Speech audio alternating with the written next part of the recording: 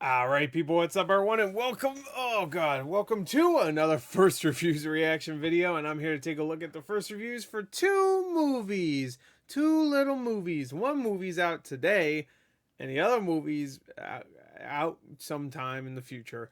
We got Pinocchio, the 2022, well, I shouldn't say that, because there's another Pinocchio movie that looks way better, coming out. Actually, there's also the other one that came out earlier this year, which also looked way better, the Pauly Shore one. Father, when can I go home? Or whatever you said. I don't remember one. And then we also have Clerks 3.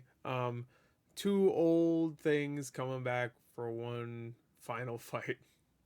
Pinocchio's back, and he's gonna mess some people up. Anyway, I had about 4 hours of sleep. Yeah, it's rough. So I'm a little loopy. So let's just get right to it. Pinocchio, the remake. I've actually seen some people talk about it, and it seemed like they were pretty positive on it, but I don't really trust that anymore because everybody's positive about everything Disney does. So I'm gonna say 55%. That's my guess.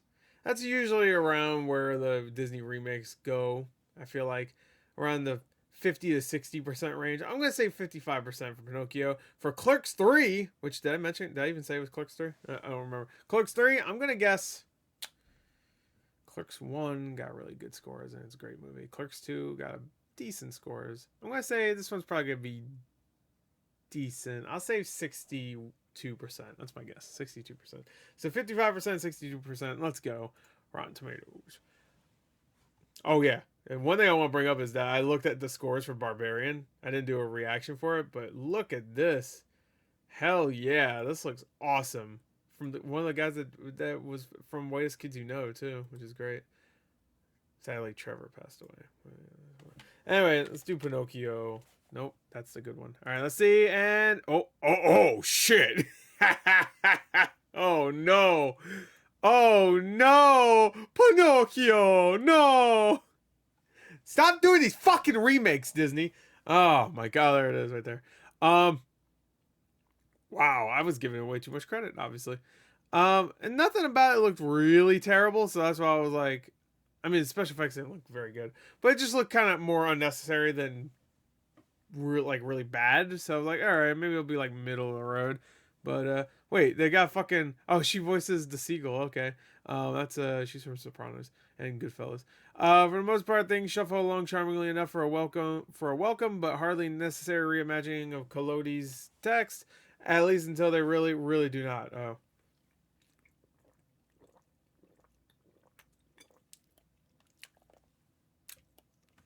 yummy. Anyway, the animation is now so hyper advanced, the landscape of the movie so eerily both this and that is easy to get confused about where reality stops and ones and zeros take over. There's no way in hell. There's no way in hell. You know how many times I watch a Disney thing, I'm like, special effects. Oh, that's obvious. That's obvious. Special effect. That's bad. That's bad. That's bad.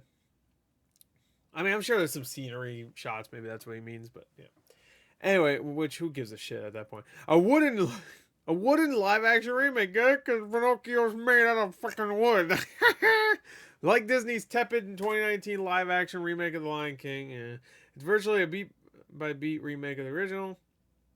I'm excited for that Guillermo del Toro one. Remake of the even if it's the same exact story, which looks like it's actually taken some, not even just liberties. Like it looks like it's going to be more based on the actual Pinocchio story, which is a little bit different, right? Well, first of all, you have a different. You don't have a what's his name again? Jiminy Cricket. You have Sebastian J. Cricket, right? That's his name. In the original, and then you have the blue fairy is similar. I think she has the blue haired fairy or something like that. I don't know. These are things I slightly remember from the original story, but whatever. It's gonna be different. I mean, just the stop motion animation is gonna make it different, without a doubt. Though not without charm and some splendid CGI. Oh yeah.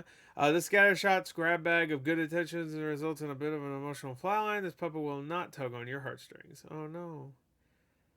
No! There's a reason Disney chose to not allow critics to talk about this film until the day of release. The additional new songs and characters. Oh, no, they added new songs. And characters all slow down the pacing, and the story doesn't effectively translate from animation to live action visuals. Sure, there are visual highlights and a few choices that make it watchable enough for Disney Plus audiences, but how much good is there in venture like this one? The 1940 classic does everything better. Pinocchio lacks charm, it sucks, something else, it balls, it's bad. Harry Styles for some reason. Okay. Wait, why? With little personality and barely anything valuable to say about the world, the live action Pinocchio remake is what Harry Styles would describe as something that feels like a movie. Is that a reference to something? Okay. With a few memorable sequences and inferior storytelling. I mean, I know it's definitely whatever. Inferior storytelling from its director. This adaptation falls flat. Families might find some joy in this, but hopefully they'll spend their time revisiting the classic. Yeah. Okay, so another bad movie from Robert Zemeckis. His last one was that Witches movie, right? That movie fucking sucked. Oh, did he do the Witches? Oh no, he didn't do the Witches. Why did I? Maybe he produced it. Oh no, it's right there. Roald Dahl. Okay, Roald Dahl. Whatever. I was looking for the Witches. I didn't see. I just saw R and immediately passed it over. That movie fucking sucked. I was so bad. I couldn't wait until it was over. Fucking sucked. I never saw Allied. Oh, The Walk was really good. No, of course, nobody saw that movie. Welcome to Marwin. Jesus.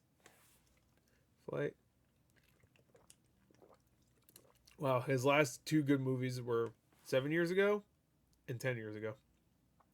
Allied, I heard, was alright. But, yeah. Anyway. Fuck this. Let's let's go look up Clerks 3. What did I say? 62%? Here it is. Let's go. Oh. It's the number. Oh wait, the number is different over there though.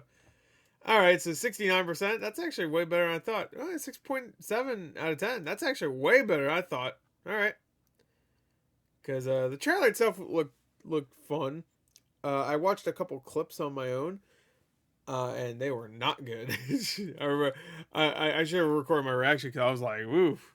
Like I watched a couple of clips that they were posting. And I was like, good lord, is that funny? But all right. Clerks 3 is hiding a surprisingly poignant and at times heartbreaking story within its seemingly meta concept. In a way, Smith is reckoning with his place in pop culture and his mortality. Okay, yeah, because it's a heart attack and stuff. Because he had a heart attack, of course. Clerks 3, flawed as it is his heartfelt farewell to the quick stop. Okay. That's a positive review, but they gave it a 2 out of 5. The problem with Clerks 3 is that it simply isn't funny. It isn't fun, and it doesn't feel honest. Oh, no. For an audience that have grown up alongside these characters, the kinship and bond will only deepen. Okay. I mean, hey, I love the original Clerks, and I actually really enjoyed Clerks 2. As a kid, I enjoyed it, but I watched it not too long ago, and I enjoyed it quite a bit.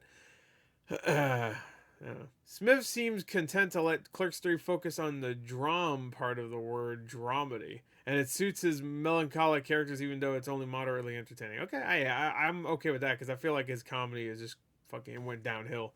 Damn, look at that, 4 out of 5 over here. If you haven't been on board for decades, steer clear. Okay, that makes sense. Kevin Smith goes meta in Clerks 3 to make you giggle and to break your heart, crafting one of his best films in the process. Okay. Oh, Randall's definitely dying in that movie, right? Break my heart. I felt my heartstrings pulled the most Smith has made me feel in years. Damn.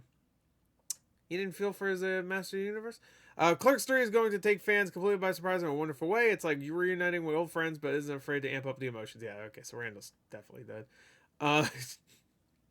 It's a deeper, more sensitive Clerks leading to an uneven, somewhat befuddling viewing experience. Okay.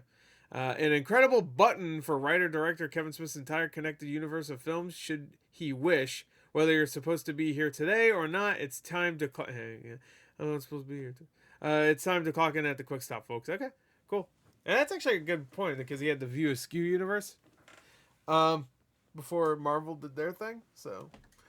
where all of his characters would show up randomly here and there, to the point where like Ben Affleck had like 4 different roles or some shit. No, maybe not 4, but he had like 2 or 3. He had his character for Chasing Amy, and then he was himself in Jay and Silent Bob Strike Back. And Matt Damon was also in that too. I think he was playing Good Will Hunting because they had Good Will Hunting 2. Applesauce, bitch. I really enjoyed Jay and Silent Bob Strike Back. That's such a stupid fucking goofy ass movie. Clerks 3 is so packed with callbacks that it's amazing Smith actually earns a heartfelt moment shared by the two characters late in the affair. Oh, okay. Aside from the comedy, Clerks 3 has another element that makes it special: heart. I didn't expect to get misty-eyed twice during a Clerks movie, yet that's exactly what happened. Okay. Smith's idea of meta fails to split the difference between the Marvel Cinematic Universe and the French New Novel. Okay. It has more of the manner of a pinball in a machine that's about to enter tilt mode. Oh, shit.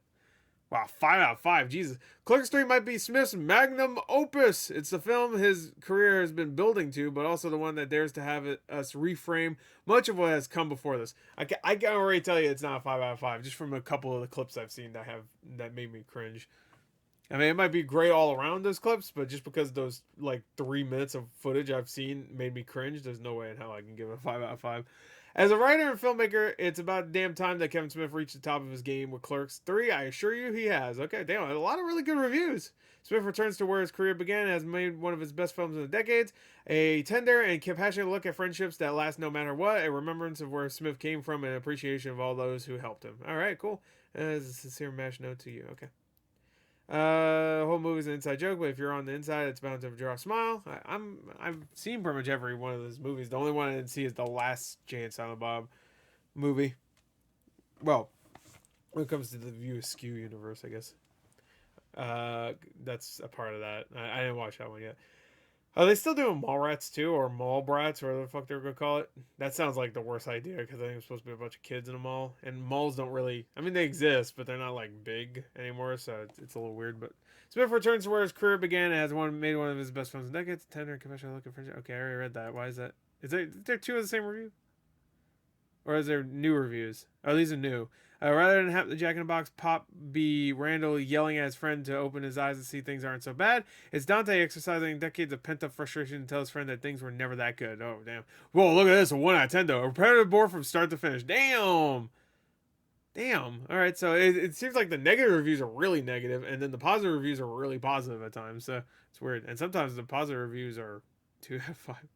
IGN gave it an 8, though. Kevin Smith treats Clerks 3 with impactful personal reflection, finding a way to spin remake angles without selling out or sacrificing his signature sense of pop culture crudeness. Okay. We'll see. I mean, I not that I've... Oh, okay, now it's a 71%? Oh, no, it has less reviews now. Okay, yeah, that's that makes sense, considering Rotten Tomatoes is not good at their own website. But, yeah, I'm just I'm worried because I find his humor not to be really clever anymore. Hey, I highly recommend everybody watch An Evening with Kevin Smith 1, 2, and 3. They're all really funny, really great. Especially the first one. The first one's amazing. I highly recommend it. But I think it's actually the best things he's ever done. But yeah, there you go. That's it. Hope you enjoyed. Thanks. Till next time. I'll see you guys later. Goodbye.